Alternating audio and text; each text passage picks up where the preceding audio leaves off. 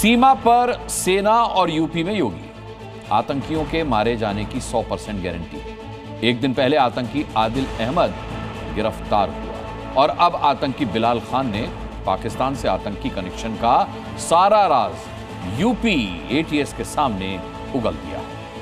आतंकी बिलाल खान के बारे में आप जानेंगे तो आपके होश उड़ जाएंगे। 4000 पाकिस्तानियों से कनेक्शन, जी हां, जैश का हुक्म और ओसामा बिन लादेन इसका रोल मॉडल।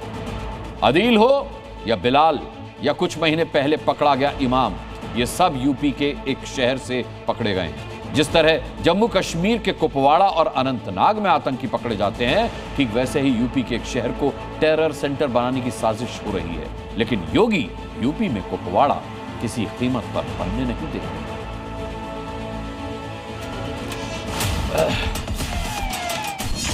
उत्तर प्रदेश का वो शहर जिसे टेरर सेंटर बनाने की साजिश हो रही।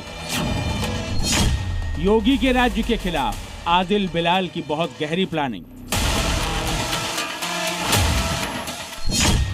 यूपी में किसी कीमत पर कुपवाड़ा नहीं बनने देंगे योगी।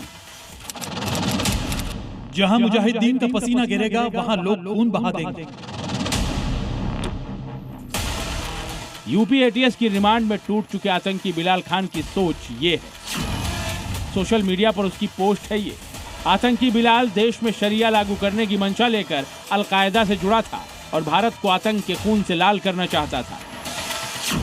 अलकायदा के आतंकी बिलाल खान की गिरफ्तारी वैसे तो कुछ समय पहले हुई थी, लेकिन यूपी एटीएस की रिमांड में उसने मुंह खोला तो देश के खिलाफ बड़े खतरे का खुलासा हो गया।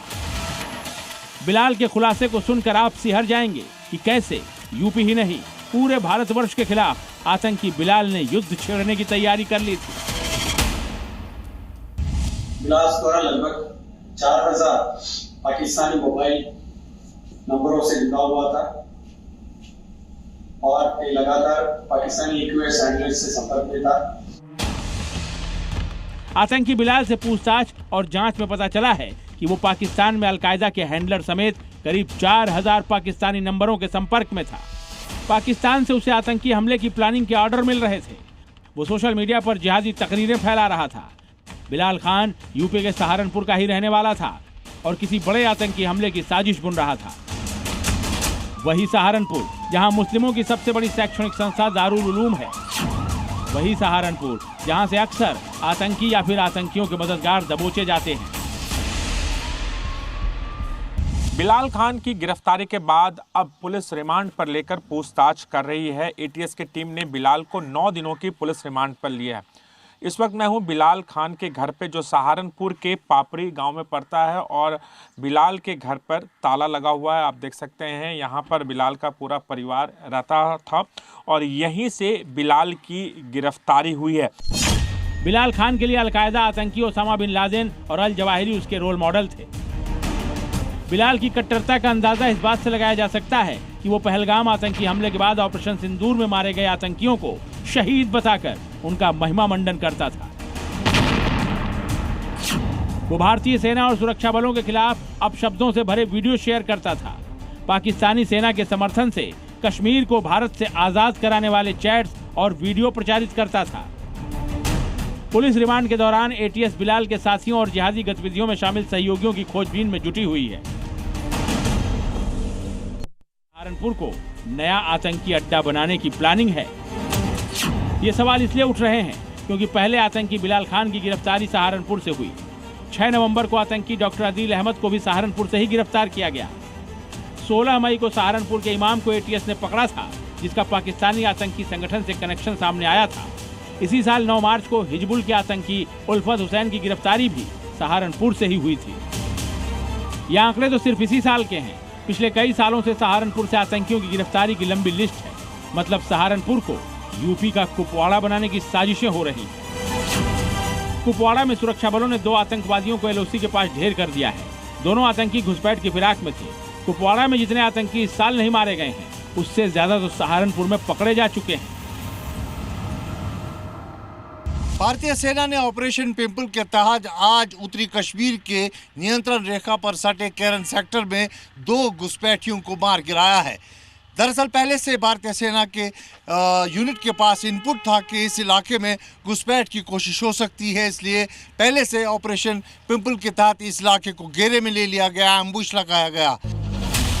सहारनपुर कई वजहों से आतंकियों के छिपने का ठिकाना बना, जिसमें सहारनपुर की डेमोग्राफी एक वजह है। इसके साथ ही सहारनपुर में इस्लामी मदरसा दारुल उलूम देवबंद का होना, पंजाब, हरियाणा और उत्तराखंड से उसकी सीमाएं सटा होना भी एक बड़ी वजह है। योगी आदित्यनाथ सहारनपुर के टेरर कनेक्शन को बखूबी जानते हैं, इसीलिए योगी फोर्स की एंटी टेरर यूनिट एटीएस के रडार पर सहारनपुर रहा है। जम्मू कश्मीर के कुपवाड़ा और अनंतनाग जैसे आतंकी गतिविधियों वाले इलाकों पर सेना ने शिकंजा कसा हुआ है, वैसे ही सहारनपुर में भी योगी फोर्स ने एटीएस को मुस्तैद कर रखा है। सेना की कई यूनिट कुपवाड़ा और अनंतनाग में मौजूद हैं। ठीक वैसे ही पश्चिमी यूपी के इस जिले को टेरर फ्री बनाने के लिए ही योगी आदित्यनाथ देवबंद में एटीएस का दफ्तर बनवा रहे हैं। दारुल इस्लाम की उनकी मंशा उनको जन्नत में भी पूरी नहीं होने वाली है, जहन्नुम में उससे पहले उनको जाना पड़ेगा। सहारनपुर हो या अनंतनाग या फिर कुपवाड़ा, जम्मू कश्मीर में आतंकियों के लिए सेना की बंदूकों से बचना मुश्किल है, तो यूपी में योगी फोर्स की बंदूकों से। सहारनपुर से राजू राज, लखनऊ से प्रीति श्रीवास्तव, श्रीनगर से खालिद हुसैन के साथ ब्यूरो रिपोर्ट, जी मीडिया। किसको अच्छा कर्म माने और किसको बुरा कर्म माने? धर्म किसके लिए है, अगर ये पकड़ लिया तो धर्म क्या है ये अपने आप साफ हो जाएगा। क्या आप भी सहमत हैं कि कर्म ही धर्म है? ये परंपराएं, ये रस्मो रिवाज, इनका धर्म से दूर दूर तक कोई लेना देना नहीं है। आचार्य जी, ये इतना अंतर्द्वंद क्यों?